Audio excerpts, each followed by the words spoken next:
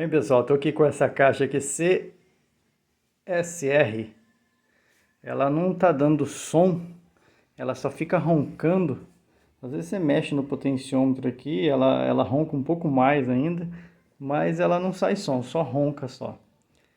É o modelo CSR 770A USB, tá?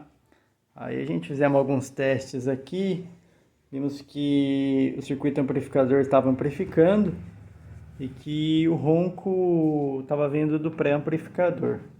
Foram feitos alguns testes aqui. O que foi achado aqui com problema foi esse diodo aqui, ó, esse diodo Zener, que é o VD2. Um VD2, acho que é isso a colocação dele aqui. É o diodo aqui de 15 volts, tá, pessoal? Ó, esse diodo aqui, ó, na frente desses dois resistores, aqui na linha de 15 volts, ele tava em curto, né?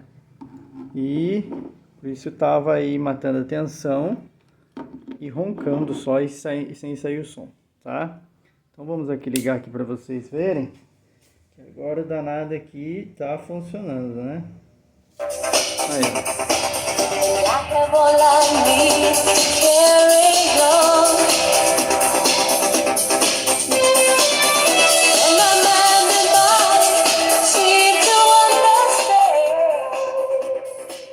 Bom, é isso aí, pessoal. Agora é só montar o danado aqui, né?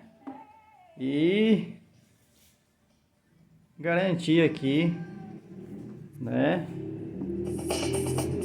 o resultado final. Então é isso aí, pessoal. Gostou aí? Quem gostou da dica, tá? Deixa uma ajuda aí pra gente aí, deixa o seu joinha. Não esquece que sempre que a gente procura aí alguns vídeos aí sobre alguns defeitos que a gente não acha aí na internet e a gente resolvendo o problema, a gente tá postando aí pra ajudar o pessoal aí, tá?